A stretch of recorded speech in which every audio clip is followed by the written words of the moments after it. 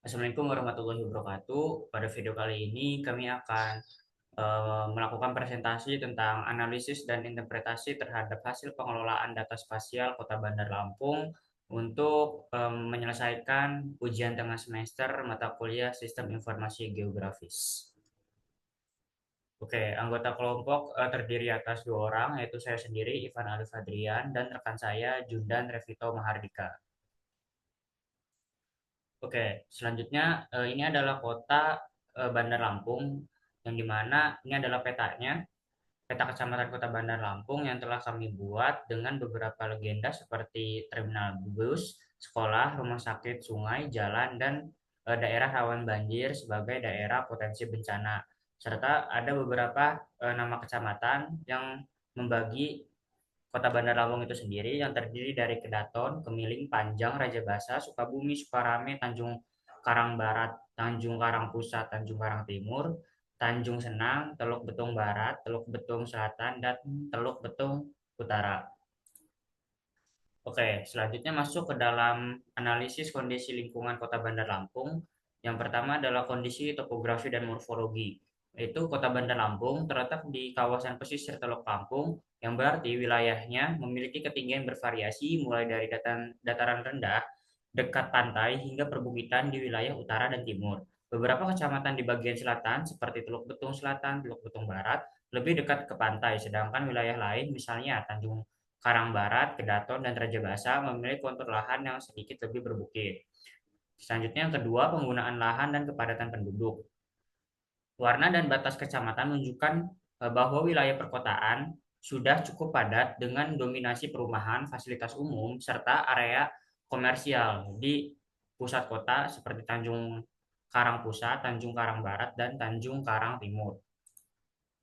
Selanjutnya, yang ketiga adalah daerah rawan banjir. Berdasarkan peta, area yang diberi warna khusus merah sebagai daerah rawan banjir. Sebagian besar titik rawan banjir tersebar di wilayah-wilayah padat penduduk yang dekat dengan aliran sungai dan dataran rendah, seperti di sekitaran Waikuripan, Kedamaian, dan dekat pesisir.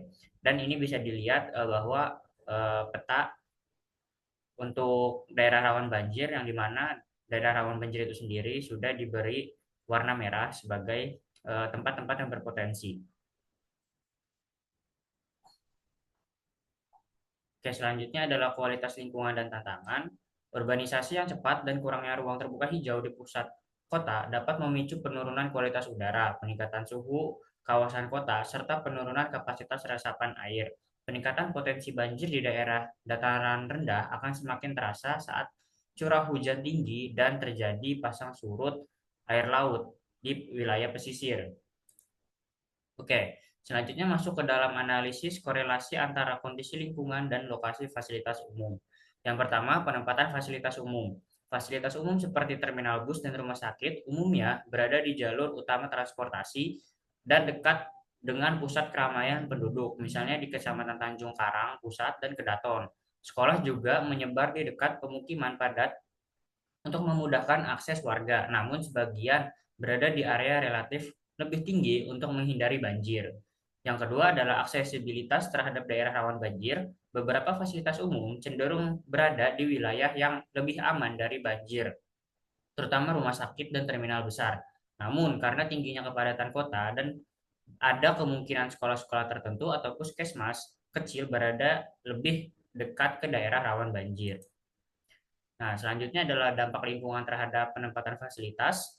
Fasilitas kesehatan rumah sakit besar cenderung memilih lokasi yang relatif mudah diakses kendaraan dan memiliki resiko bencana lebih rendah. Ini menunjukkan adanya korelasi antara kondisi lingkungan, rawan bencana, dan pemilihan lokasi fasilitas vital. Di sisi lain, area pemukiman padat kadang tidak dapat menghindari lokasi rawan banjir karena lahan yang terbatas dan harga lahan yang relatif lebih terjangkau. Oke, selanjutnya akan dijelaskan oleh teman saya. Oke, pada bagian yang kedua ini merupakan jaringan jalan dan transportasi Bandar Lampung. Pertama-tama saya akan membahas mengenai struktur jaringan jalan. Jalur utama Kota Bandar Lampung menghubungkan pusat kota Tanjung Karang dengan kawasan Teluk Betung, Panjang atau Pelabuhan, dan Raja Basa, terminal bus antar kota. Dan arah transportasi utama memanjang dari bagian utara, yaitu Raja Basa, hingga menuju ke selatan Bandar Lampung, yaitu Teluk Betung dan juga Pelabuhan Panjang.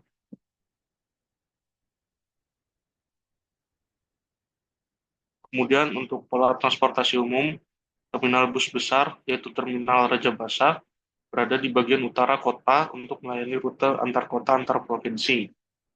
Sedangkan untuk terminal lain di pusat kota lebih bersifat terminal perantara atau transit, atau terminal dalam kota dan jaringan angkutan kota dan bus kota yang tersebar untuk menjangkau kecamatan-kecamatan, seperti terminal Pemiling, terminal Bayangan Tanjung Karang Pusat, dan juga terminal Panjang.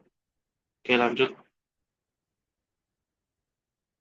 Jadi untuk kesimpulannya mengenai kondisi lingkungan di Kota Bandar Lampung memiliki kontur dataran, pesisir hingga perbukitan dengan tantangan utama berupa daerah rawan banjir di dataran rendah atau pesisir dan tingginya kepadatan penduduk di pusat kota. Kemudian untuk korelasi lingkungan dan fasilitas umum di wilayah Bandar Lampung cenderung menghindari daerah paling rawan banjir. Namun fasilitas skala lingkungan tetap tersebar merata untuk melayani area padat populasi. Kemudian untuk jaringan jalan dan transportasi, di Bandar Lampung ini terdapat jalur utama yang menghubungkan Raja Basa, Tanjung Karang, Teluk Betung hingga Panjang. Transportasi publik menyebar di jalur-jalur cabang dengan tantangan berupa kemacetan dan potensi banjir yang dapat mengganggu mobilitas. Oke. Baik, itu adalah penjelasan tentang analisa Kota Bandar Lampung yang dapat kami sampaikan. Kurang lebihnya mohon maaf. Wassalamualaikum warahmatullahi wabarakatuh.